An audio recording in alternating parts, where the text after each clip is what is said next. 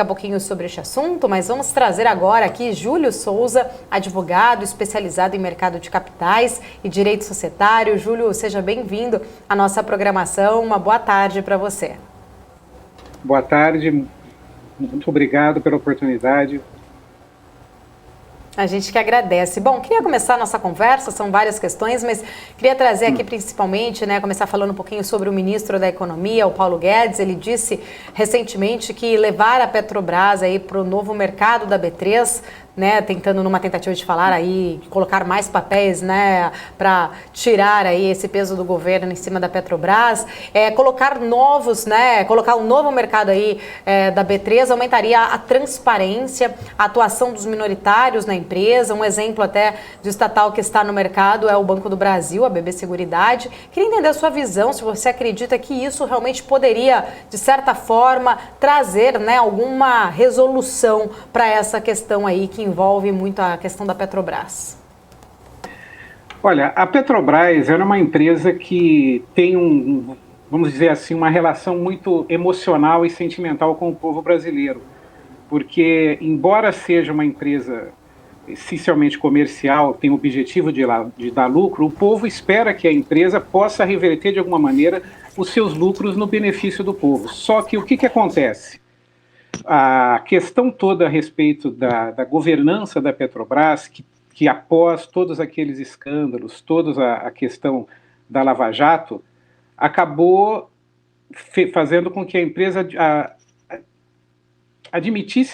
absorvesse uma nova legislação, novas práticas que ajudaram ela a manifestar todos como se diz, evitar a interferência governamental e a interferência política na empresa. Por isso que nós temos hoje tanta discussão a respeito de o que fazer a respeito da Petrobras, e levar ela para o novo mercado da B3 seria uma dessas possibilidades.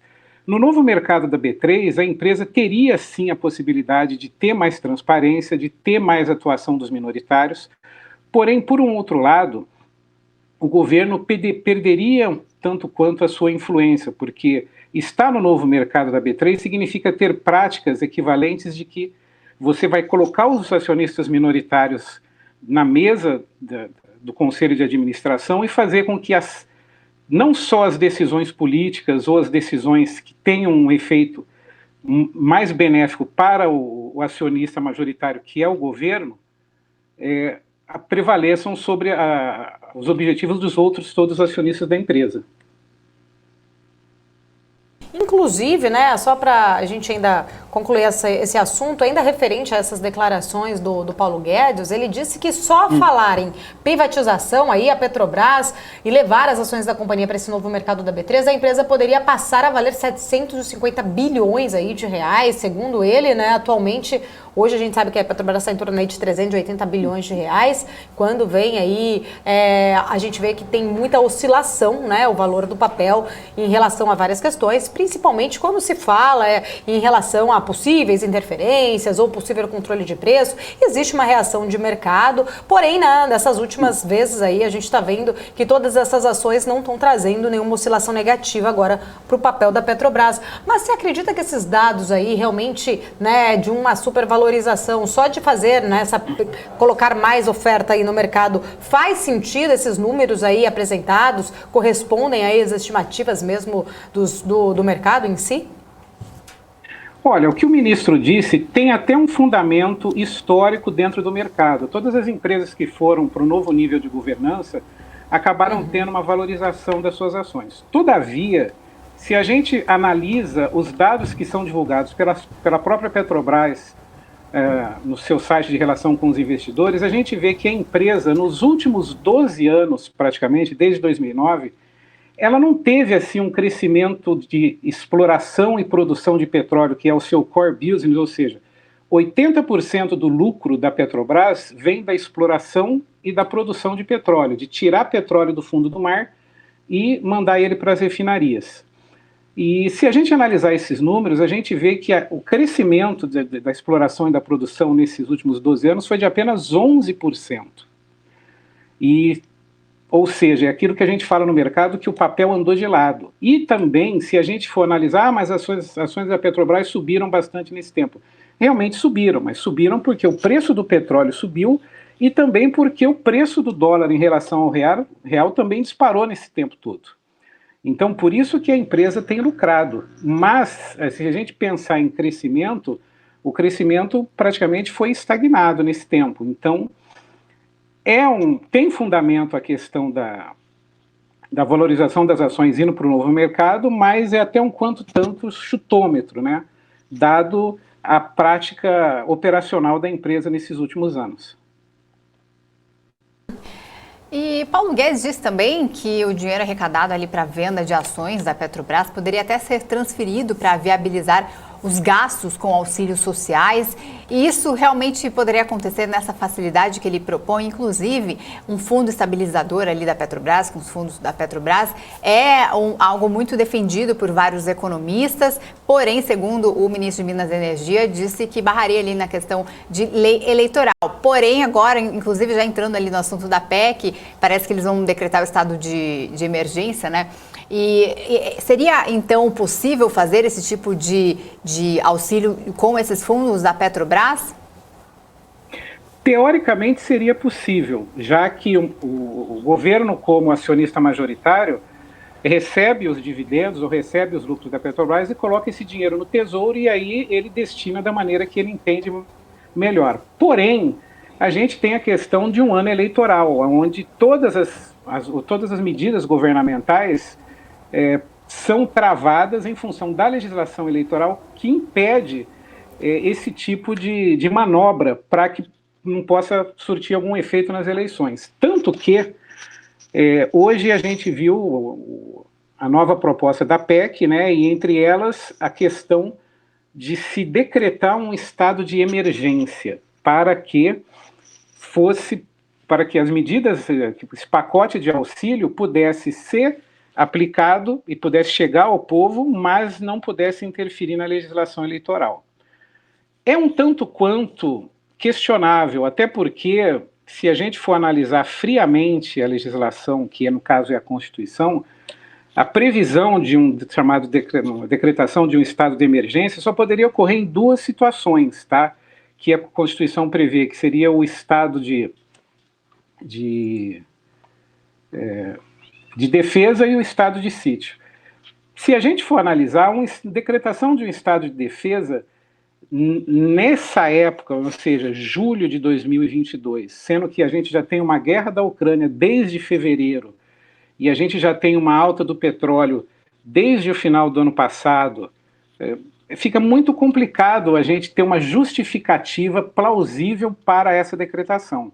Tanto que o próprio senador Fernando Bezerra, hoje na entrevista coletiva que ele deu para a apresentação da PEC, ele mesmo já prevê a judicialização da PEC, o que vai trazer uma discussão não só jurídica com viés eleitoral, mas principalmente com viés econômico, ou seja, até quanto vale a pena propor um pacote de benefícios para a população, que é necessário, ninguém está questionando isso, a necessidade do pacote, né? Mas o que se questiona, né, é a velocidade e o atropelo, porque tanto os técnicos do Planalto quanto os técnicos dos ministérios se lembram de que na época do impeachment da Dilma, por conta das pedaladas fiscais, esses técnicos foram responsabilizados por assinarem relatórios que deram base às pedaladas fiscais. Então, eles tiveram que responder processo no Tribunal de Contas da União. E hoje, esses técnicos, por conta desse precedente, já estão temendo isso e também já alertaram, falaram assim, olha, não existe fundamento jurídico plausível para a decretação de um estado de emergência. Então, é muito bonito, é muito louvável a iniciativa do Senado e a iniciativa do governo também, mas muito questionável, principalmente nessa questão do tempo que se deixou passar para se discutir isso. Júlio, de uma forma mais jurídica, né? Vai Pode acontecer, então, uma judicialização dessa PEC por conta desse estado de emergência, mas, segundo o que você está falando, não existe ali causas nem fundamentos para sustentar esse estado de emergência. Mas caso o governo leve adiante esse estado de emergência, pode, então, assim como você citou a questão da Dilma, né? Por muito pouco, ela foi o impeachment, pode então abrir precedente para que o presidente sofra algo na legislação eleitoral ou até um pedido de cassação? Com certeza absoluta.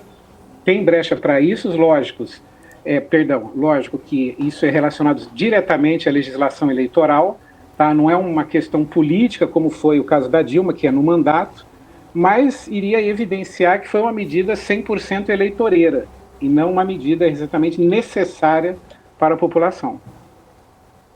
Mas decretando esse estado de emergência, o governo geralmente que decreta, né? Não é legítimo ele avaliar, estamos ali numa inflação muito alta, muitas pessoas com dificuldade. 33 milhões de brasileiros na linha da pobreza. Na linha também, da pobreza, né? Exatamente. Não é legítimo o governo fazer esse tipo de decretação de estado de emergência? Olha, até seria legítimo se houvesse previsão na Constituição. A Constituição não prevê que questões econômicas sejam motivos para a decretação do estado de defesa ou de um estado de sítio. Então, essa toda é a questão jurídica, a falta de previsão na Constituição de questões econômicas interferindo na vida da população que justificassem a decretação de um estado de defesa, um estado de sítio.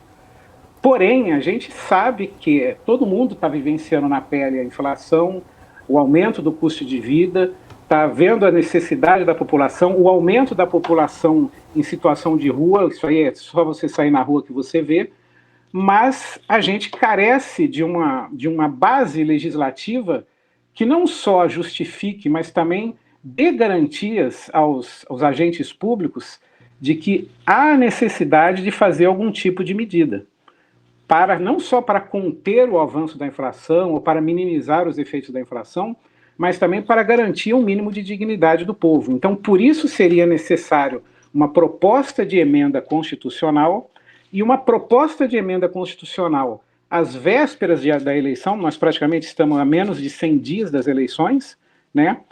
É inevitável que haja uma correlação aí de que é uma medida 100% eleitoreira. Então, essa é a maior dificuldade, e que é até um consenso entre os juristas e entre os técnicos do governo. Seria alternativa, então, aí na sua visão, né, que pudesse, talvez, de repente, trazer uma solução para essa questão, né? 33 milhões de pessoas em situação de fome hoje no Brasil, uma inflação disparada, é um ano eleitoral, mas também temos que tentar socorrer aí, de alguma forma, essas outras questões. O que a lei permitiria nesse momento, então, para ser feito numa tentativa de solucionar essas questões? Juridicamente, aí, o que realmente é permitido? O que seria permitido aí é aquilo que nós chamamos de pacto federativo, onde executivo, legislativo e judiciário reconheceriam, então, uma situação excepcional, fora da previsão legal, e aí sim, vamos dizer assim, com autorização, mas com um consenso de que aquela medida é independente do governo que está governando o país, independente das medidas do Congresso que está lá e independente do Supremo Tribunal Federal, de que aquilo seria necessário para suprir uma necessidade eminente. Tá?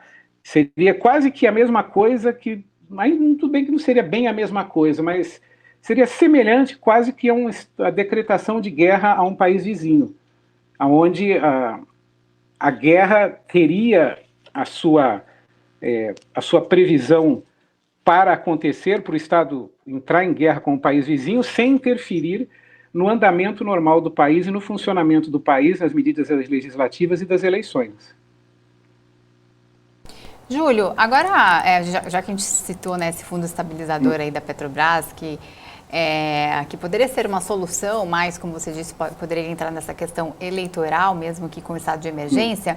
Tem a questão da Petrobras também, em que se levanta ali uma CPI. O governo está pressionando para que abra uma CPI da Petrobras para investigar ali as questões de recebimento, de pagamento abusivo, de presidentes da Petrobras. O quanto isso pode afetar a empresa ou se é legítima essas acusações, na sua opinião, ali você que acompanha bem a Petrobras, trabalha com esses sócios minoritários da empresa, e o quanto isso pode afetar na Bolsa, né, as ações da Petrobras, e se no futuro, caso seja aprovado algo indevido, beneficiaria ali a empresa?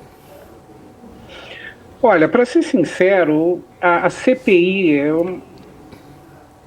é uma medida excepcionalmente 100% política, porque a Petrobras hoje já tem boas práticas para evitar as interferências governamentais ou evitar as interferências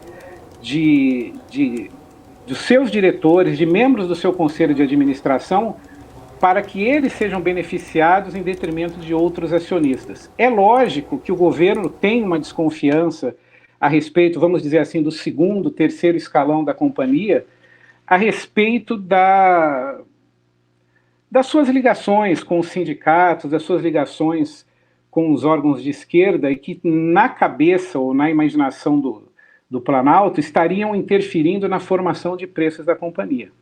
Mas o que acontece na prática é que a empresa é uma empresa de economia mista que tem o objetivo de dar lucro. E como eu tinha dito anteriormente, a Petrobras, 80% do seu lucro advém da exploração e da produção de petróleo, não tanto do refino, do transporte e da comercialização.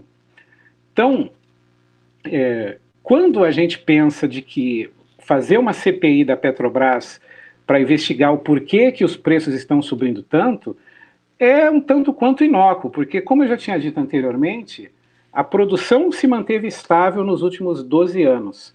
Então, o lucro da Petrobras adveio da subida do preço do petróleo e também do aumento do valor do dólar em relação ao real. Por isso que a empresa tem lucros absurdos, consequentemente, o Tesouro Nacional se beneficia desses lucros, e a gasolina, os derivados de petróleo como um todo, aumentam na mesma proporção que aumenta o preço do petróleo e aumenta o preço do dólar. Então, não adianta você querer combater o efeito, você teria que combater a causa. E combater a causa seria combater o preço do petróleo e combater o preço do dólar. Agora, isso é impossível fazer. A não ser, sim, que aí teria que haver uma revolução muito grande dentro da empresa para dizer que a empresa não vai mais seguir os preços internacionais de petróleo, o que faria com que a empresa deixasse de ser vista como um investimento, e sim como uma empresa de ação social. Então, falar em realização de CPI da Petrobras, além de ser inócuo, é um tanto quanto fantasioso. Eu vejo mais como uma medida política, né, que pode até querer ficar numa discussão aí com essa outra CPI do Ministério da Educação, que está querendo também surgir agora aí, e vai ser um debate no Legislativo a respeito disso. Júlio, quero agradecer a sua participação. Muito obrigada aí por compartilhar seu conhecimento com a gente. Fica aqui o convite também para voltar em outras oportunidades. Olha, muito obrigado a todos vocês, obrigado a todos os ouvintes aí. Sempre que possível, eu gostaria de poder estar aqui com vocês. Obrigado. Combinado, muito obrigada. Até mais. Bom...